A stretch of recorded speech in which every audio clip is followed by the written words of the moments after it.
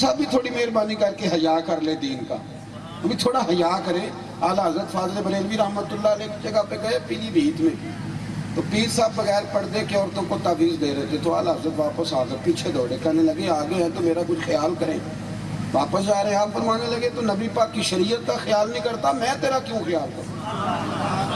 میں تیرا کیوں خیال کروں؟ کہیں کھڑا ہونا پڑے گا آپ کو، میں چھوٹا آدمی ہوں، پر میں بینڈ باجے والی شادی کا نکاح پڑھنے نہیں جاتا، تو جاؤ کسی اور سے پڑھا لو۔ ہماری کو مجبوری ہے کہ ساری تباہی بھی ہماری آنکھوں کے سامنے دین کی اتاری جائے، مرد عورتوں کا اختلاط بھی ہو، تماشے بھی ہوں، اور پھر ہمیں بھی تم پابند کرو کہ یہاں تم بھی مور لگاؤ، جاؤ کہیں اور سے پڑھا لو۔ تھوڑا سا کسی جگہ کھڑے ہوں، مہربانی فرمائیں۔ کتنے لوگ ہوتے ہیں شادی کے موقع پہ، ددیال بھی ننیال بھی، پھوپھی کو منا لو، چچا کو منا لو، اس کے بغیر بیٹا کیسے بیایا جائے گا، سارے بڑے بوڑھے سب کو منانے کی بات کرتے ہیں۔ کبھی کسی نے یہ بھی کہا ہے غیر شرعی حرکت نہ کرنا، اللہ رسول اٹھ جائیں گے۔ سب کو منانے کی فکر ہے، صرف اللہ رسول کو نہیں۔ اور حاجی صاحب کو سارا پتہ ہوتا ہے، سارا پتہ ہوتا ہے حاجی صاحب کو کہ مہندی والے دن لڑکوں نے کیا گل کھلائے، پر وہ ہمارے دیہاتوں میں تو حاجی کہتا ہے میں ڈیرے دے سامنے نہیں پتا۔ کس کو دھوکہ دے رہے ہو؟ کس کو؟ دین کا صرف رسوم اور قیود کا نام ہے؟ مہربانی فرمائیں، دین عمل کے لیے آیا ہے۔ اور سنو، جب آپ نعرہ لگاتے ہیں نا تاجدار ختم نبوت زندہ، لگاتے ہو نا نعرہ، حضور آخری نبی ہے نا، ایک بات اور بھی ذہن میں رکھو، جب آپ نے کہا نا حضور آخری نبی ہے تو پھر پتہ ہے آپ کی ذمہ داری کتنی بڑھ جاتی ہے۔ بلغ عنی ولو آیا، پھر دین امت نے پھیلانا۔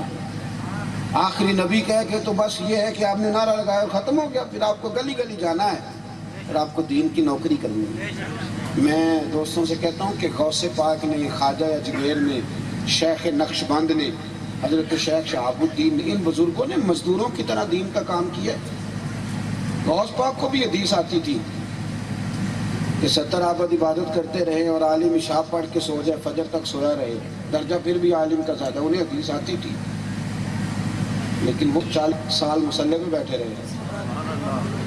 حالانکہ ان سے بڑا عالم بھی ان کے زمانے میں 100 عالم اگر آ کے ان کے سامنے 100 احادیث کی سند بیان کرے اور راوی غلط پڑھ دے تو ان کو اللہ نے اتنا بڑا حفظہ دیا تھا کہ وہ 100 سند بھی بیان کرتے ہیں، راوی بھی درست کرتے ہیں، اتنے بڑے عالم تھے۔ فجر کی نماز کے بعد غوث اعظم فقہ کا درس دیتے تھے، چاشت کے بعد مدرسے میں بیٹھ کے، مدرسے میں غوث پاک نے مدرسہ بنایا تھا۔ کیا بنایا تھا؟ بول کے بتائیے۔ مدرسے والے کو تو آپ پیر مانتے نہیں نا، سوال ہی نہیں پیدا ہوتا۔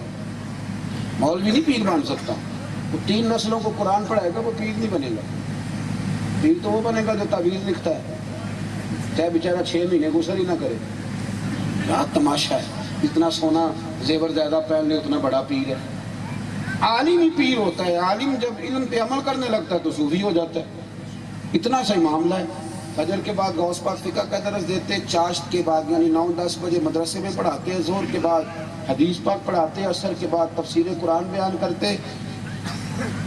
ہفتے میں 3 جلسے ہوتے، 70 ہزار کے مجمع کو واعظ سناتے، سینکڑوں لوگ توبہ کر کے جاتے، دنیا گھروں کو چلی جاتی ہے اور غوث پاک مصلی بچھا کے اللہ کی بارگاہ میں عبادت کے لیے حاضر ہو گئے۔ مزدوروں کی طرح کام کیا، کبھی کبھی اوور ٹائم بھی لگاتے تھے دین کے لیے۔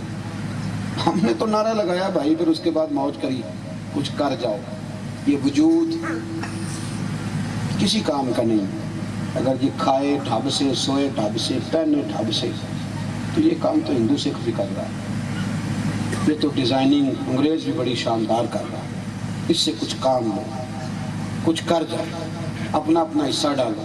میں اکثر کہتا ہوں کہ اگر آپ مدرسہ نہیں چلا سکتے، مسجد میں نہیں جا سکتے، اتنی مہربانی کرو مدرسے کے بچوں کی حوصلہ افزائی کیا کرو۔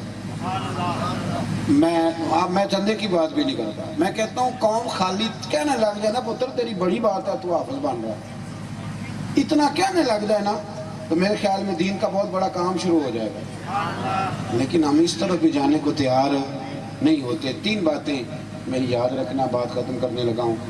ایک تو دین پر بحث کریں گے وہ جن کا منصب ہے، کہیں ضرورت پڑے گی تو ہم نے بحث نہیں کرنی، ہم نے نہ جو ہمیں ملے گا ہم نے اس پر عمل کرنا۔ اور جب ذات رسالت کی باری آئے گی تو پھر ہم نے کھل کے پیار کرنا ہے اپنے نبی پاک، ہم نے اپنی روح کا رشتہ بنانا۔ اور تیسری بات، کچھ تھوڑا سا 2 لفظ بول کے صحیح پر اپنا دین میں حصہ ملاؤ، ایک شاباشی کے ذریعے سے۔ ساری ڈیوٹیاں صحیح ہو رہی ہیں، ساری، جو کام نہیں نہ صحیح ہو رہا وہ دعوت دین کا کام ہے۔ کتنی جماعتیں آپ کی جو جاتی ہیں انگریزوں کو مسلمان کرنے کے لیے۔ ایک صحابی کسی ایک شہر میں بیٹھتا تھا تو سارے کا سارا شہر مسلمان ہو جاتا تھا، اتنے کو عیسائی رہتے ہیں پاکستان میں۔ جلوس ہم روز نکالتے ہیں پر وہ ہم سے متاثر ہو کے مسلمان نہیں ہوتے۔